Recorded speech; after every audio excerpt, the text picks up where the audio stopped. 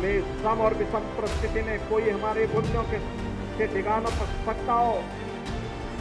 कोई हमें हमारी भावनाओं के साथ खिलवाड़ न कर सकता हो, यह हम अवश्य प्रयास करेंगे। क्योंकि जो नकारात्मक ताकतें हैं, जिनके मन में आपके प्रति सद्भावना नहीं, दिखावटीपन है, जो राम के अस्तित्व को नहीं मानते, जो कृष्ण के अस्तित्व को नहीं मानते, जिन लोगों के मन में भारतीयता के प्रति कोई सम्मान का भाव नहीं, जिन लोगों के मन में ये कोई भाव नहीं कि दुनिया के किसी कोने में कोई हिंदू प्रताड़ित हो रहा है तो उसके प्रति आवाज उठा सके, क्योंकि उसमें भी उन्हें लगता है कि अगर हम आवाज उठाएंगे तो कहीं यहां उनका वोट बैंक न खिसक जाए। वोट बैंक भी जिनको दुनिया के अंदर होने वाले किसी अत्याचार में वोट बैंक दिखाई देता हो, वो आपके हितैषी कैसे हो सकते हैं? याद रखना, जो बांग्लादेश में हो रहा है, जो चर्चाएं हो रही थी अभी, वहां 90% जो हिंदू बचा है वह दलित समुदाय से है। और मैं इसीलिए कहना चाहूंगा, ये जो सबके मुंह सिले हुए हैं, इसलिए सिले हुए हैं क्योंकि इनके मालूम है कि बांग्लादेश को हिंदू उनका वोटर नहीं होगा। वह हिंदू है, ये हो सकता है उसकी गलती हो, लेकिन हम उसको गलती नहीं मानते, हम उसको मानते हैं उसका सौभाग्य है कि वो हिंदू है और उसकी रक्षा करना हम सबका दायित्व है। उसकी पीड़ा के साथ खड़ा होना हमारा दायित्व है। हमारे लिए वह हिंदू है, एक मानव है, एक मानव के नाते उसकी मानवता की रक्षा करना, उसके जीवन को संरक्षण देने के लिए एक आवाज उठाना, ये हमारा दायित्व है और हम अपने इस दायित्व को निर्वहन जीवन भर करेंगे। ये किसी भी पक्ष और विपक्ष का मुद्दा नहीं, बल्कि मानवता को बचाने का मुद्दा है। राक्षसी वृत्तियां जब भी धराधाम पर प्रबल होंगी, उनका मुकाबला करने के लिए हमें तैयार होना पड़ेगा। 1 वर्ष तक ये कार्यक्रम चलेंगे। अभी 15 अगस्त को हम अपनी आजादी का दिवस मनाएंगे। अमृत काल के प्रथम आयोजन को आगे बढ़ाने की दिशा में आगे बढ़ेंगे। बहनों और भाइयों, प्रधानमंत्री मोदी जी ने देशवासियों का आह्वान किया है, भारत के आन बान शान को हर घर पर लहराएंगे, हर घर पर तिरंगा होना चाहिए। आजादी के अमृत महोत्सव के प्रथम काल में, अमृत काल के इस वर्ष में 13 से 15 अगस्त के बीच हम लोगों का प्रयास होना चाहिए कि अभी 11 से लेकर के 15 के बीच में तिरंगा यात्राएं निकलनी चाहिए, तिरंगा कार्यक्रम बनने चाहिए, तिरंगा पर गोष्ठियां होनी चाहिए, तिरंगा को लेकर के लेखन प्रतियोगिता होनी चाहिए, तिरंगा को लेकर के डिबेट होनी चाहिए और तिरंगा यात्रा के माध्यम से हर घर में तिरंगा फहराने का कार्य होना चाहिए और इसके माध्यम से संकल्प होना चाहिए कि मेरे लिए मेरा देश महत्वपूर्ण है, राष्ट्र सर्वोपरि है। नेशन फर्स्ट की इस थ्योरी के साथ हम सबको जुड़ना होगा और तभी हम सबका कल्याण होगा। अयोध्या विद्यापीठ के छात्रों से भी, यहां की छात्राओं से भी मैं कहूंगा कि तिरंगा ला करके हर एक विद्यार्थी एक दिन अगल बगल के गांव में तिरंगा यात्रा के साथ निकल करके भारत माता की जय, वंदे मातरम का नारा लगाते हुए निकल करके हर व्यक्ति को बोलें कि भाई ये भारत की आजादी का प्रतीक है, आजादी के इस प्रतीक को अपने घर में लगा करके सम्मान दीजिए और तभी हमारी आजादी सुरक्षित होगी और आजादी सुरक्षित होगी तो हम भी सुरक्षित होंगे, हमारा भविष्य भी सुरक्षित होगा। आज अयोध्या की जब हम बात करते हैं तो अयोध्या में 500 वर्षों का इंतजार समाप्त हुआ। पूज्य संतों का लंबी साधना और संघर्ष आज अयोध्या धाम में प्रभु रामलला के विराजमान होने के साथ वह मूर्त रूप ली है, दुनिया को अयोध्या की ओर आकर्षित की है। जिन लोगों के लिए संभव था कि अयोध्या में क्या भगवान राम का जन्मभूमि पर मंदिर बनेगा, लोग पूछते थे, प्रश्न भरी निगाहों से पूछते थे। हम लोग तब भी कहते थे हां जरूर बनेगा, चिंता मत करिए, जरूर बनेगा, अवश्य सफलता मिलेगी। जो लोग बोलते थे कि अयोध्या की सड़कें चौड़ी होंगी, हमने कहा अयोध्या की तो होंगी, लेकिन अयोध्या से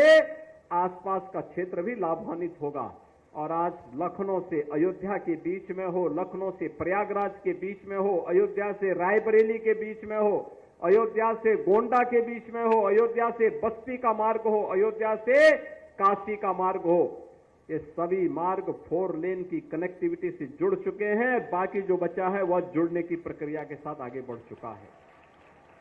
अयोध्या में ट्रेन नहीं आती थी, एक सिंगल लाइन थी, आज डबल लाइन से जुड़ चुका है।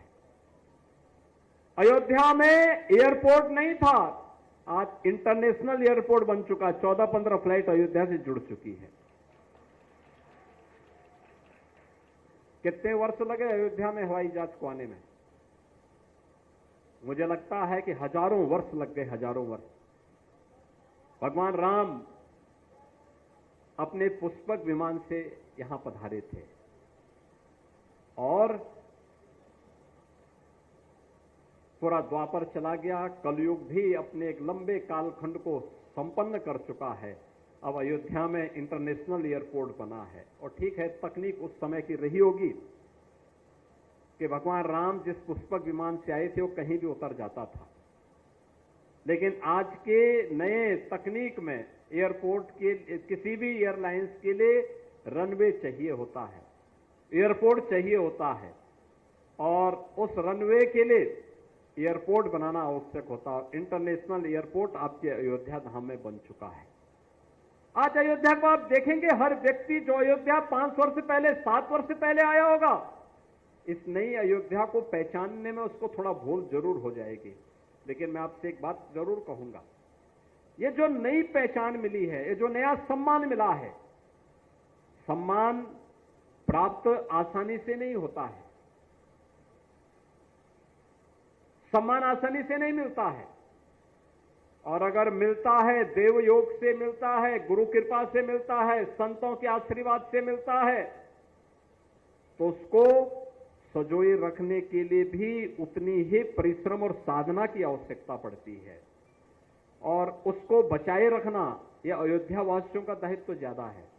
कि हम इस सम्मान को बरकरार रखते हुए अयोध्या की पहचान को देश और दुनिया के सामने इसी मजबूती के साथ स्थापित करने का कार्य करें। जो भी अयोध्या आए, अयोध्या के वैभव के साथ साथ यहां की धार्मिक परंपरा, रीति रिवाजों का विभूत होकर के जाए और उसको अंगीकार करते हुए पूरी देश और पूरी दुनिया अयोध्या की तरफ फिर आकर्षित होकर के आए। इन पूज्य संतों ने अपना पूरा जीवन लोक कल्याण के लिए समर्पित किया था, धर्म जागरण के लिए, धर्म के अनुरूप अपने कृतित्व के माध्यम से अपने कर्तव्यों का पालन करते हुए देश और समाज को उसके अनुरूप चलने की एक नई प्रेरणा दी। पूज्य स्वामी मधुसूदनाचार्य जी महाराज रहे हो, एक लंबे समय तक उन्हें इस धराधाम पर अपने आशीर्वाद से अयोध्या धाम के साथ साथ पूरे देश के अलग अलग क्षेत्रों को अभिसिंचित करने का अवसर प्राप्त हुआ। लेकिन वहीं साथ ही साथ जगत गुरु रामानुजाचार्य पूज्य स्वामी माधवाचार्य जी महाराज भले ही भौतिक दृष्टि से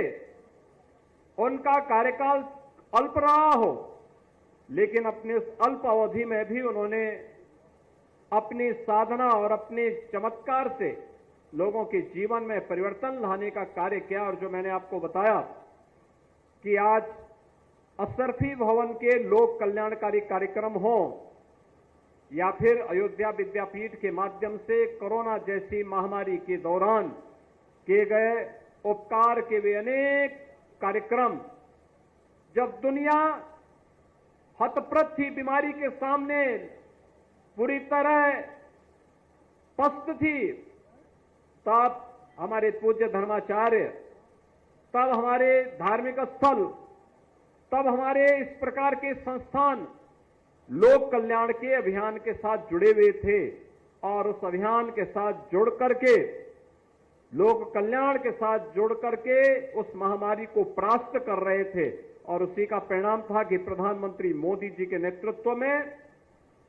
कोरोना पर विजय प्राप्त की गई और भारत की 140 करोड़ की आबादी को कोरोना जैसी महामारी से बचाने में मदद मिली। बहनों और भाइयों, जब संतों की साधना मूर्त रूप लेती है तो ऐसे संस्थान हम सबको देखने को मिलते हैं। याद करिए, आज से 10 वर्ष पहले, 15 वर्ष पहले क्या इस प्रकार के मूर्त विग्रह आपको दिखाई देते थे? संभवतः नहीं। लेकिन गांव में भी नर्सिंग की शिक्षा हो, पैरामेडिकल की शिक्षा हो, फार्मेसी की शिक्षा हो, और वह भी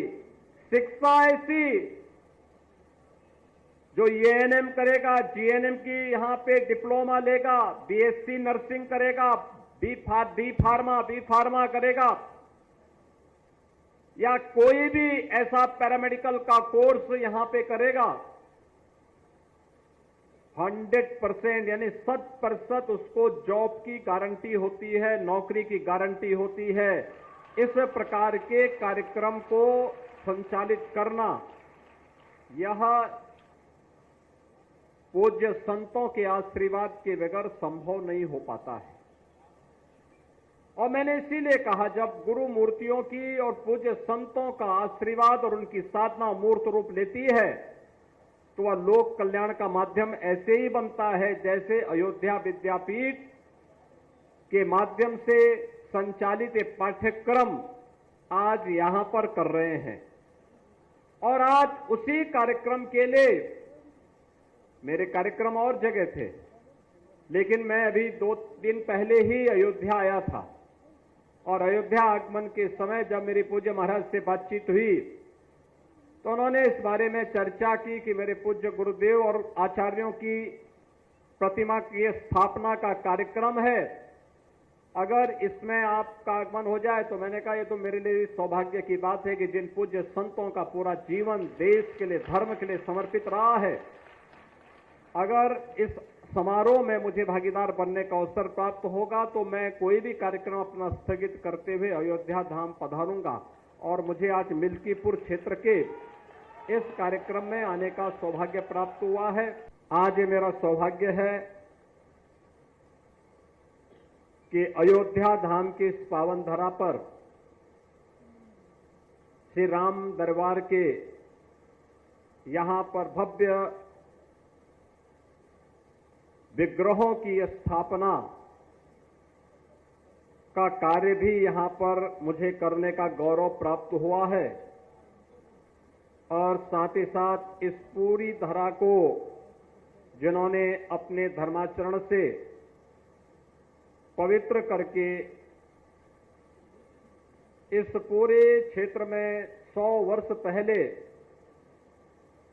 जिन्होंने श्री राम जन्मभूमि आंदोलन के लिए अपना पूरा जीवन समर्पित करके जन जागरण के एक बड़े कार्यक्रम को अपने हाथों में लिया था, ऐसे पूज्य संतों, पूज्य स्वामी मधुसूदनाचार्य जी महाराज,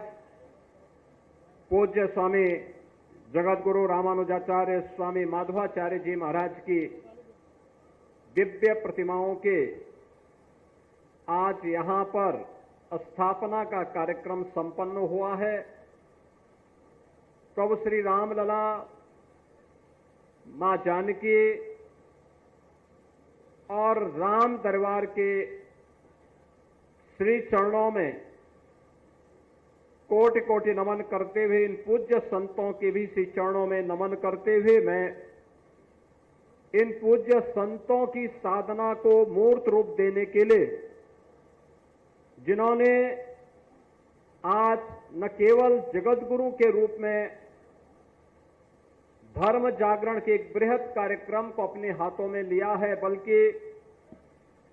धर्म जागरण के साथ ही अत्याधुनिक शिक्षा हमारे वर्तमान पीढ़ी को प्राप्त हो, इस कार्य को भी अपने हाथों में लेकर के इस अभियान के साथ जुड़े हुए हैं।